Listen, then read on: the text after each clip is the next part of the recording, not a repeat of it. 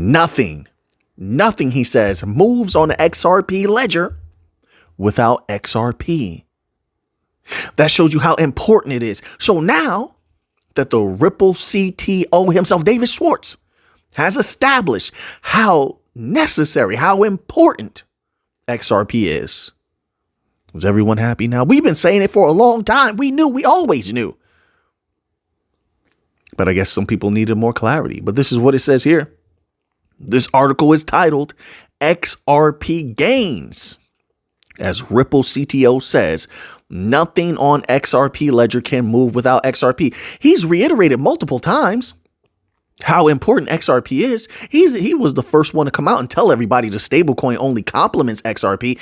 Why would people not take his word? I don't know. But now do you see? So let's take a little bit of stock right now about what doesn't move without XRP. So if nothing moves on the XRPL without XRP, if I'm interpreting what he's saying correctly, that means interbank payments, big money. They don't move without XRP. Wait a minute. That means cross-border payments don't move without XRP. That means the big money, huge money, real world assets, whenever that happens in the future, it means that does not move without XRP. XRP's been at the forefront. I said this before. Why do you think Brad Garlinghouse would get XRP tattooed on his body? If the stablecoin was so important, he would have got a stablecoin tattooed on his body. He didn't. He got XRP. Everybody's looking to make money off of XRP. You think you're the only one that wants to make money off of XRP? No. The big companies are holding a crap ton, excuse my language, a crap ton of XRP, not for fun and games, not just for distributing to companies. They're holding a ton of XRP because, let's be real, they want to make a ton of money off XRP also. Everybody's in here for the big money. Did you see yesterday's video? Watch yesterday's video if you haven't already. There's a lot on the line. There's a lot occurring. That XRP, that Ripple, that Volante Tech, that SBI, that Uphold can dominate, since they all utilize XRP to some degree, right?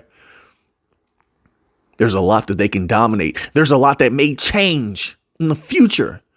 Massive changes. Once again, did you watch yesterday's video? All of these videos recently been very important and key.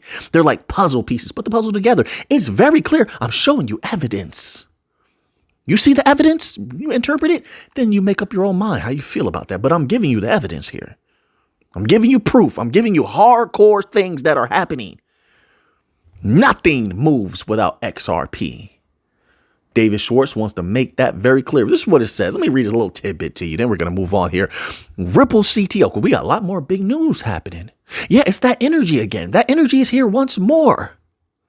A lot of big things happening lately. Ripple CTO made an important statement in a tweet on X. Schwartz said that nothing moves on XRPL ledger without XRP. This highlights the significance of the altcoin on the XRP ledger and assuages, I like that word, I haven't heard that word in years, assuages the concerns of traders surrounding its utility and future use. And I guess this was in correlation with more announcements about the stablecoin. The stablecoin's new. They're going to make announcements about it. It's new. They have things that they need to let the people know they're going to be doing with it, or partnerships, or I don't know. But when something's new, it's going to get a lot of attention. That's it. This is nothing new. Listen, all of us we're all adults. All right. And because of that, we've seen how it is when a new something comes out. It could be a new, when we were younger, it could be a new toy. Oh, it's all the rage. And then a couple months later, it's nothing. They just had to get out the way. They advertised advertised it to the max. Then after a while, it was nothing. New car comes out. Oh, man, it's so great. All these commercials all over the place. Everybody, all the influencers talking about the new car, concept car, whatever. A couple months later, you wouldn't even know it existed. There's nothing different with this stablecoin. Nothing different, except it was conveyed early on to assuage concerns that it was a compliment to XRP. XRP is the best of the best. And you look at, what was it called? What's that website? Is it xrpledger.org or xrpl.org? If you look at that website and you see how many specialized mechanisms there are that you can only use XRP with, that are the best of the best, they're very fast and they make things the cheapest, and you can only use XRP with it, there's no way that XRP could ever be pushed to the side. Just read the material. I'm telling you. You could read the material yourself.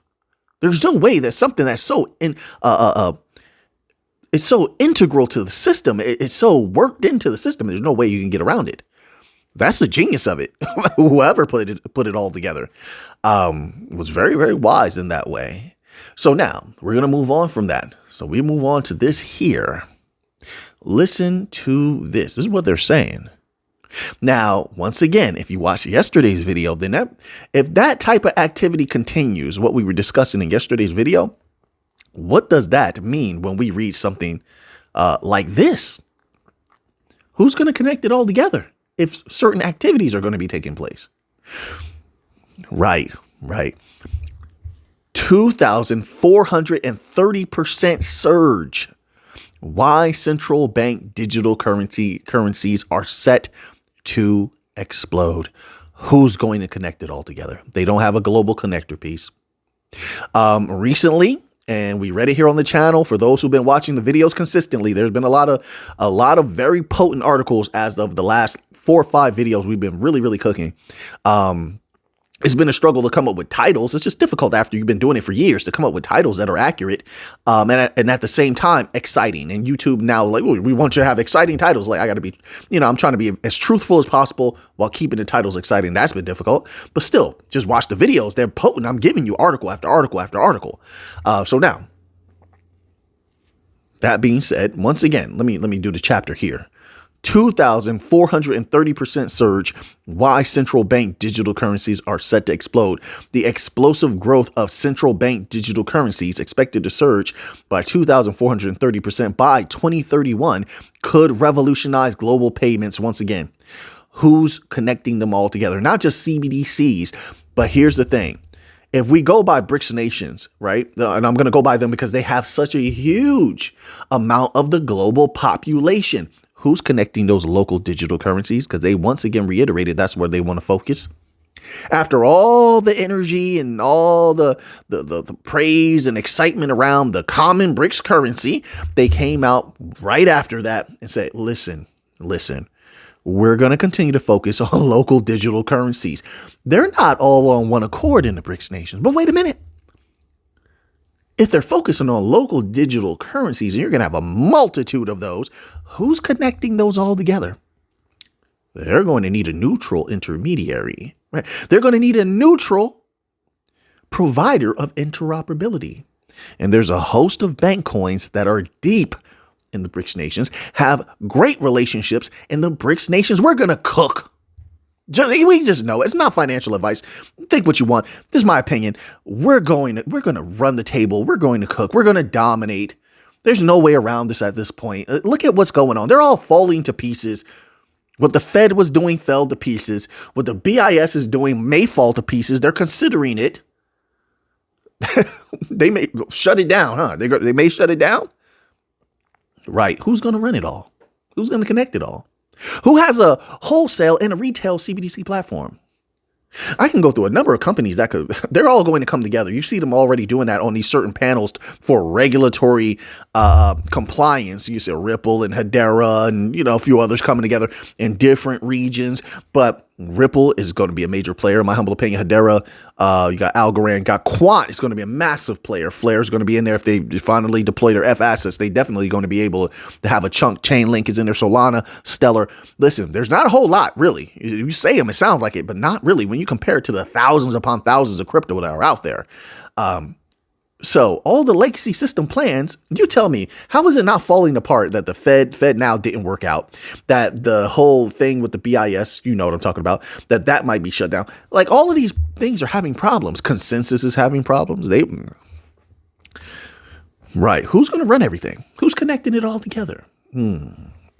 Interesting, isn't it?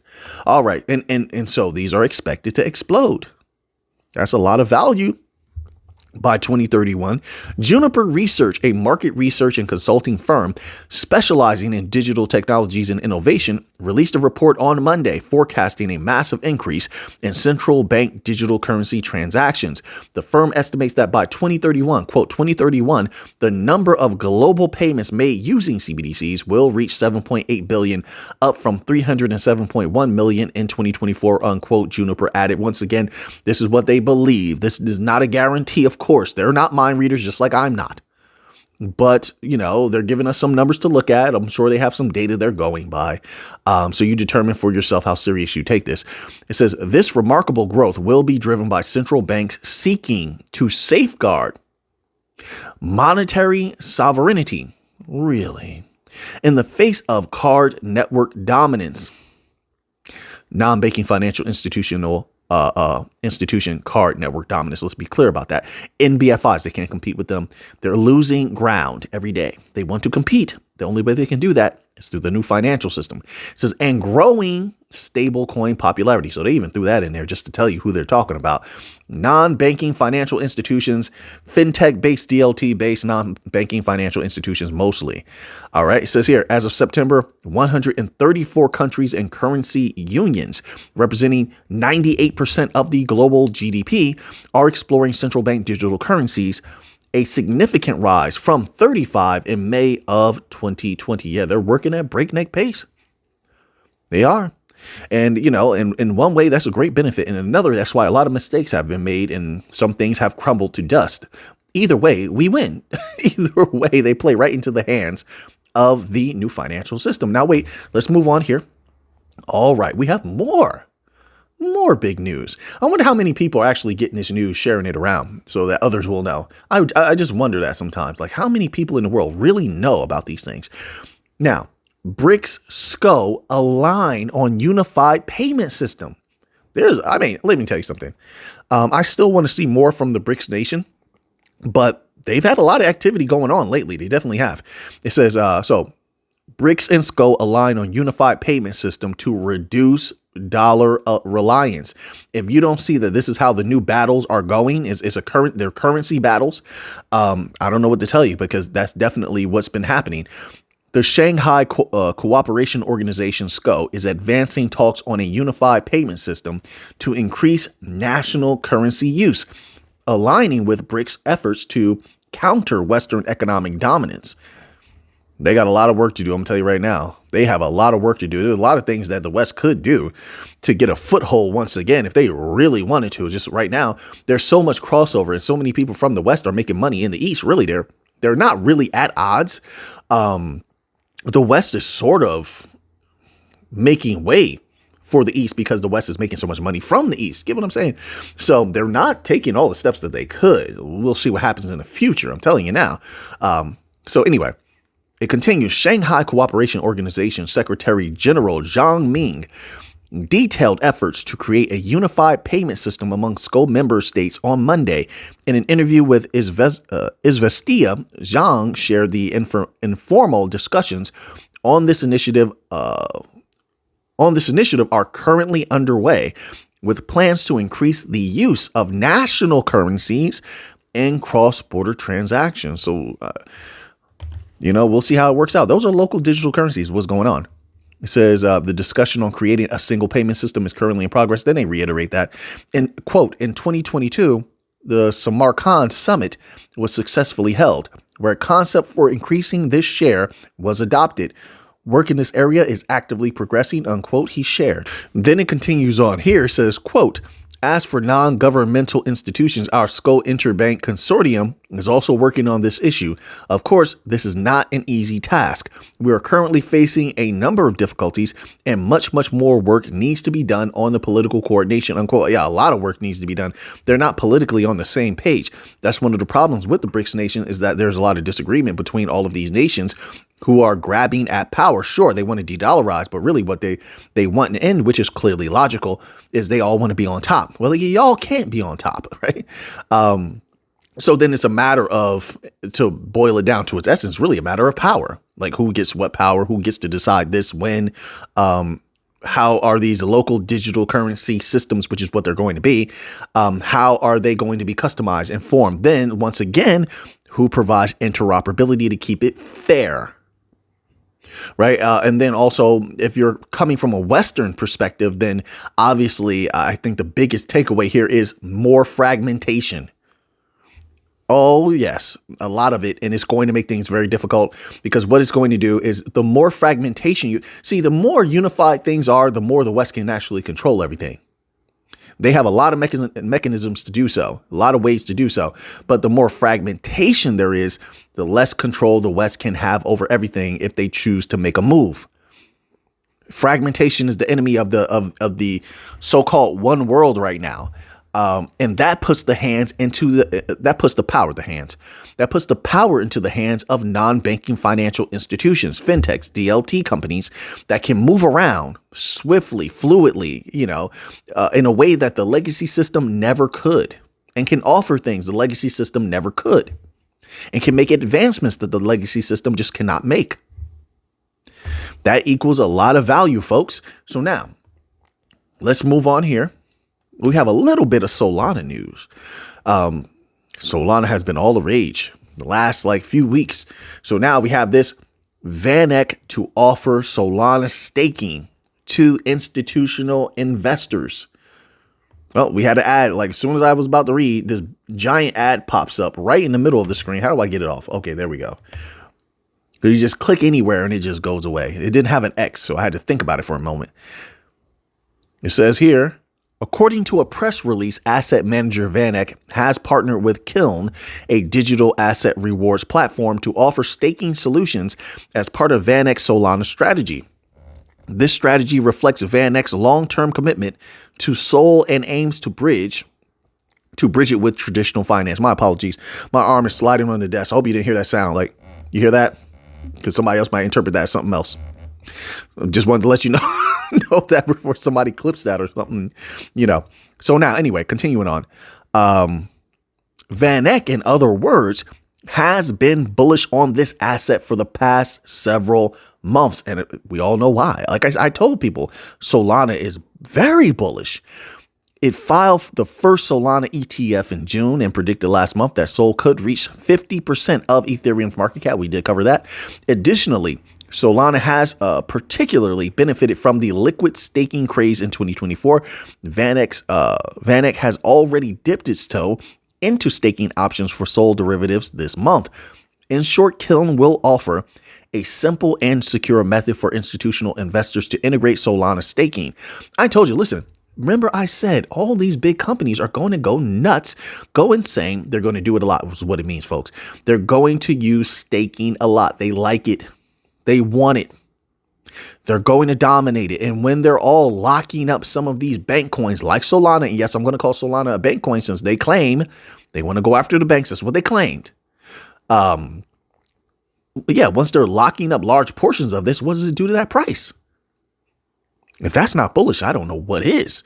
All right. So now let's go here. We have two more articles. Let's see if we can squeeze them in here. I think I have a Bitcoin article and I have a very important article at the end. Very important article. So now this article here is titled FOMO confirmed, quote unquote. BlackRock Bitcoin ETF clocks biggest trading day in 6 months. ETF analyst Eric Balchunas said the outsized trading volume across BlackRock's spot Bitcoin ETF is proof that investors are panic buying Bitcoin as the asset nears an all-time high. And they're bullish on it. They know it's going to explode at some point. You just don't know when. And they want to be in on it if it's going to be going up now. Now it's looking very bullish. I saw it. I didn't look at the charts extensively, but I did see the fear and greed index was looking very good today.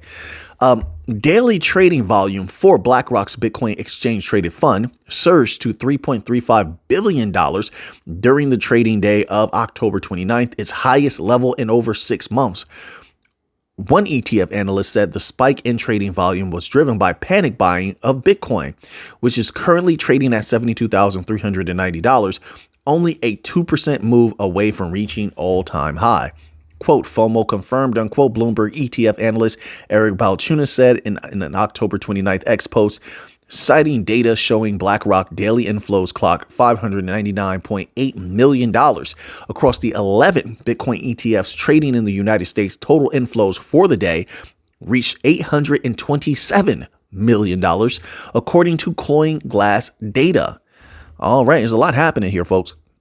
Balchunas's claim came just hours after he mulled whether the massive trading volume across spot Bitcoin ETFs might be a surge in speculative buyers or just heightened activity from arbitrage traders. Quote, if this is a FOMO frenzy, we'll see it show up in the flows next few nights. If not, it means it's due to the HF high frequency ARB trading or something like that, unquote, he wrote. All right. So listen, Bitcoin continues to build steam. I don't know when it's going to really pop off, but I hope it's close. I do. I hope it's close. But things are looking good right now. Just my humble opinion.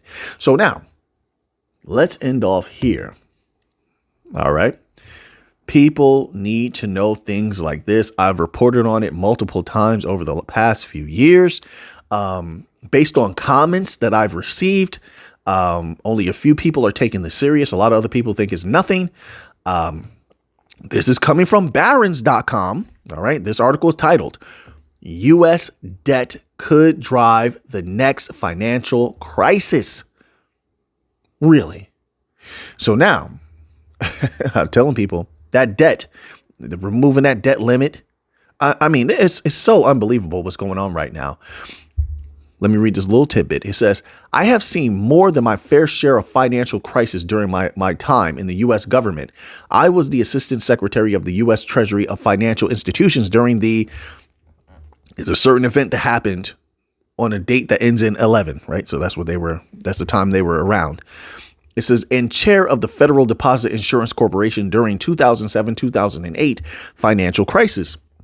The U.S. government resorted to deficit finance spending and tax relief to these crises and to the redacted. Those decisions were right. Unfortunately, once the crisis passed, we just kept spending as if nothing had changed. And that's one of the problems with the government, U.S. government. It's like once they start doing something, they just keep doing it. They'll say, oh, this is temporary. They'll start doing something to supposedly remedy the situation. Then after the situation is allegedly remedied, they just keep doing that. Like they don't stop. At least I haven't seen it. Have you? It says now the resulting overhang of federal debt could itself be the cause of a future crisis. One of our gross national debt exceeds $35 trillion. This puts the federal debt held by the public at a staggering 99% of U.S. gross domestic product, nearly as high as its peak at the end of World War III. After the war, our, quote, greatest generation, unquote, of political leadership steadily restored our nation's finances, bringing the debt down to about 31% of GDP by 1981. Unfortunately, more recent political leadership has concluded that deficits do not matter. You know what's crazy? It's not just political leadership that feels that way, folks. Let me tell you something. I've spoken and heard from thousands of people over the last few years. And a lot of people feel this way as well. Like deficits don't matter. All right. It's scary. In my humble opinion, maybe I'm wrong and they have their own opinion. They can have their own opinion. I think I'm right. And that is, I would correct that. It says here, elected officials are wary of braving the political pain of deficit reduction, knowing their successors could easily squander those hard-fought battles with more deficit finance spending and tax cuts. All right, wait. Let's scroll down here. The dollar's privileged status as the world reserve currency enables our fiscal indulgences. As the late Senator Alan Simpson once famously said, investors keep buying our debt because we are, quote, the best looking horse in the glue factory, unquote. But as we continue to climb in the rankings of the world's most indebted nations, we rank fourth among the other advanced economies in the Organization of Cooperation and Development. That perception could easily change. There are hints that our privileged status is already eroding. Foreign ownership of U.S. treasuries has fallen from 34% in 2012 to 28% in 2024. The dollar's share of global reserves has fallen from more than 70% in 2000 to 58% today. That's significant in my humble opinion. Make no mistake, if we continue on this path, investors will eventually lose confidence in our debt. The change could be gradual or sudden, but the consequences will be painful no matter the pace. And with that, now that you have that information, what are you going to do with it? I know what I'm going to do with it. So until next time, everybody, let's get to the money.